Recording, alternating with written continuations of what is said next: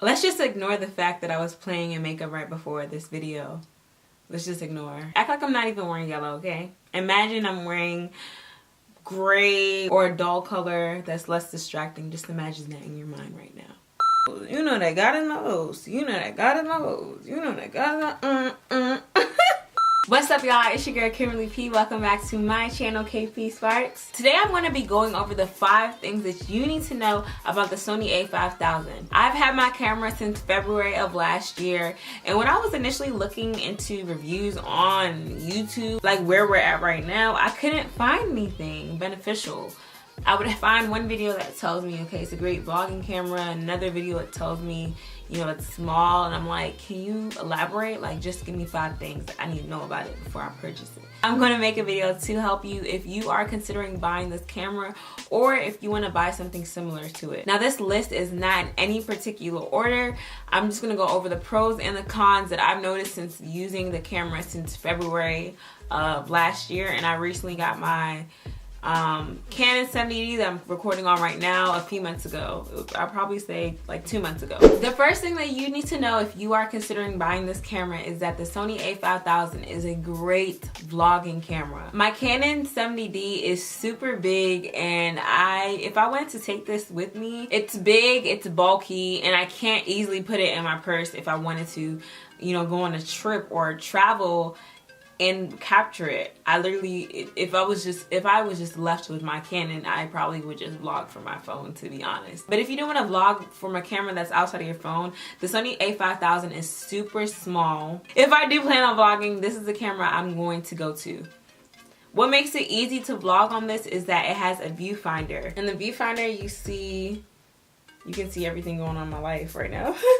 But you can see yourself right on top, so you don't have to worry about you being in focus or not. You're going to be in focus. You're going to know what's in the scene. You're going to know what you're recording because you have your viewfinder right on top. What makes this a camera that stands out so much from the other cameras? Even though Canon is starting to get smaller cameras, autofocus is for you. You don't have to fix the lens while you're vlogging and worry about things like that. Second thing that you need to know is that this camera blurs out your skin imperfections.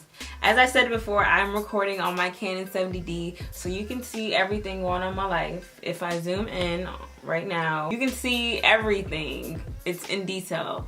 Sony, on the other hand, I'm literally gonna show you guys how it looks like right here. Sony, it really blurs out your skin imperfections, and you can turn up the intensity. I have on the lowest one right now, so you're not really seeing that much of an effect on like how perfect my skin looks like. You know what, let's just turn up the intensity right now so I can show you what I'm talking about.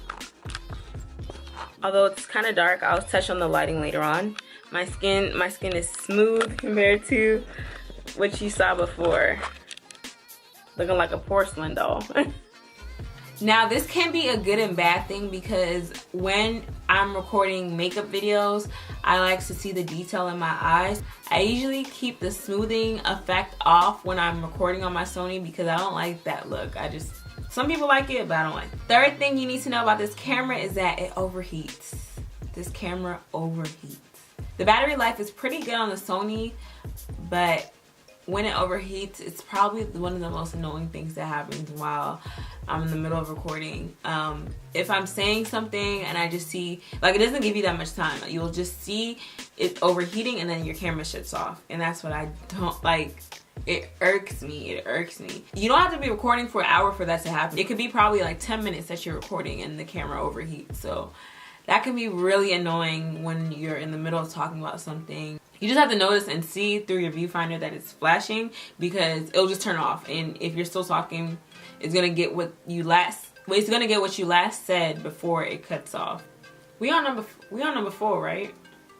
We on number 4? I think we on number 4. The fourth thing you need to know about this camera is that you can transfer your photos using Wi-Fi, and the app that you get your photos from after you transfer your photos directly from your camera, from your Sony camera to your phone is called Play Memories Mobile, and it's specifically for this camera, specifically for Sony's, so you can get your photos directly from your camera. And I think that's so clutch.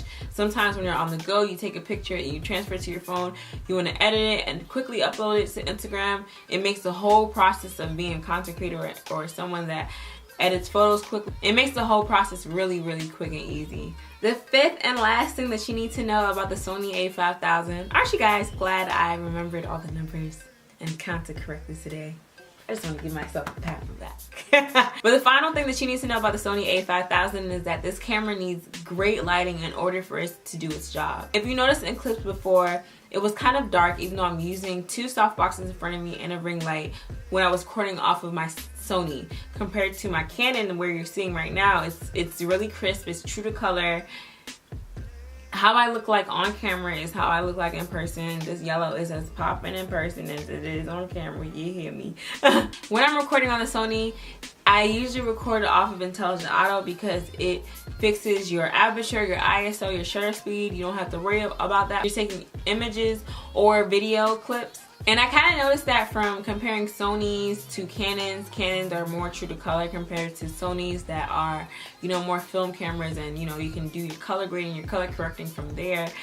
But it's not as true to color as the Canon is. You guys, I've been talking so much with my hands. I just needed to keep my hands down.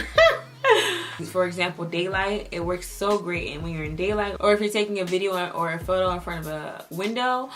But when it comes to artificial lighting, the Sony, it doesn't work that great for me. I like my Canon better. I hope that helped you guys if you were looking into buying this camera, or if you just wanted to know more information about the camera and you have it already. If you have any other things that you think people should know about the Sony a5000, please leave it in the comments down below. And tell me about yourself. What camera do you use? Do you have a DSLR? Do you have a Sony? Do you have a Canon? I want to hear you in the comments down below. Thank you guys so much for tuning in, and I'm going to see you guys later. Peace and blessings. Bye.